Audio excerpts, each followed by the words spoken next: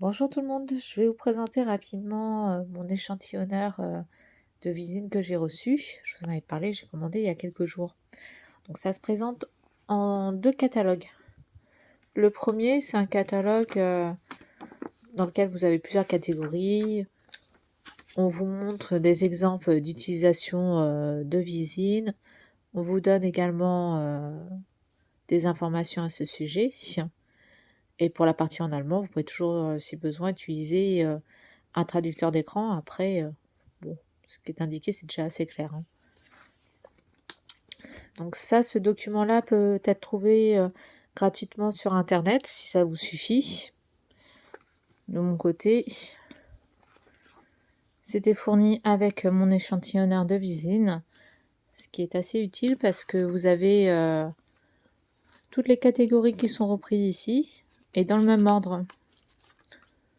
Donc là, on a bien la même chose au niveau des catégories. Voilà. Donc la première catégorie, sur le catalogue où j'ai pas les échantillons, on me dit dans quel ordre on va me présenter les différentes visines. Donc en premier H180, puis H200 et ainsi de suite. Et sur l'échantillonneur, ça va être présenté dans le même ordre également. Donc là, on a bien H180, H200 et ainsi de suite. Donc c'est collé d'un côté et de l'autre, c'est décollé. Comme ça, je peux regarder à quoi ça ressemble en touchant la matière. À chaque fois, vous avez le rappel en haut de la catégorie qui est fait ici. Voilà. Si je regarde mon catalogue, vous pouvez le regarder au fur et à mesure. On vous dit qu'ici, par exemple, on a utilisé le F220 et on vous détaille le F220 ici. Et j'avais le F220 qui était bien présent dans le même ordre sur mon catalogue. Alors, après, la catégorie d'après, les bandes. Alors, les bandes. Donc on a la visine utilisée par exemple pour l'école, entre autres. Donc ici, on a la forme bande utilisée. Effectivement, forme bande, elle est ici.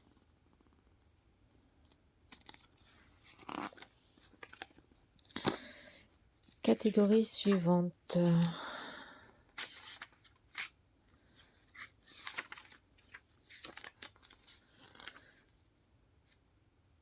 Ah voilà. Tout ce qui est créativité, ça va être mon côté préféré. Pour la panière d'accessoires, par exemple, on me dit que c'est Décoville 1 qui a été utilisé. Je vais donc dans la catégorie concernée. Là, je vois que je suis dans la bonne catégorie, parce que c'était la première photo. Et je vais au tout début de la catégorie. Voilà. Donc, Décoville 1. Il est super épais. On dirait limite des bandes de vinyle pour le sol. Hop.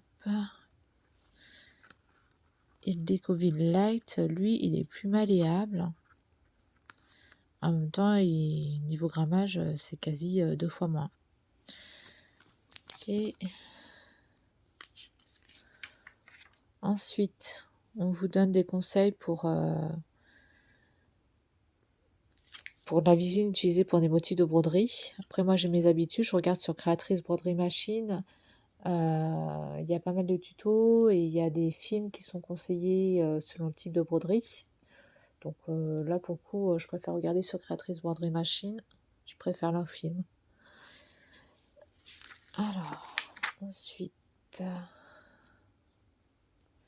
on a également pour le patchwork.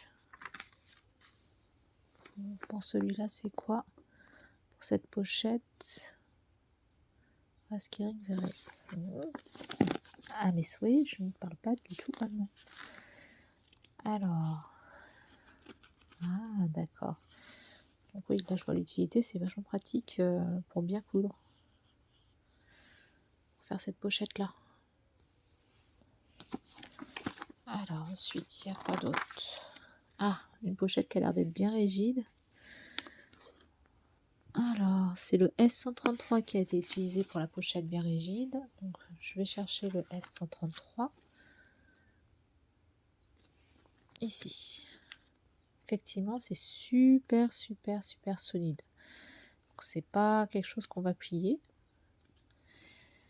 520 grammes par mètre carré. Tout à l'heure, quand je vous parlais de Decovil Light, non, Decovil 1 plutôt, c'était 400 grammes par mètre carré. Et là, c'est 520 grammes par mètre carré, donc c'est encore plus rigide. C'est sympa.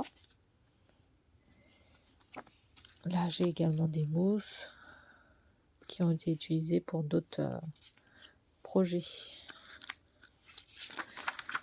Alors, notamment là, Style Villefix pour ça. Style Villefix. Alors, catégorie suivante. Tout ce qui est molleton. Les molletons, nous y voilà. Donc, on va avoir tout ce qu'il faut pour faire des trousses molletonnées, des coussins, des petits cadeaux pour Noël, des plaines molletonnées, et ainsi de suite.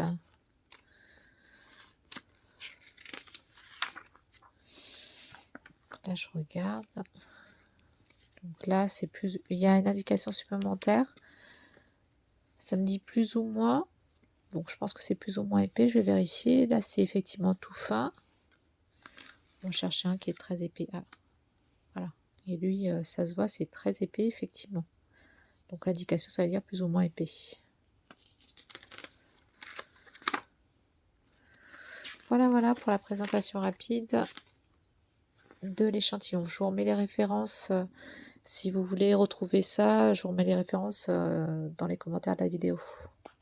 N'hésitez pas à me dire ce que vous en pensez. Bye bye.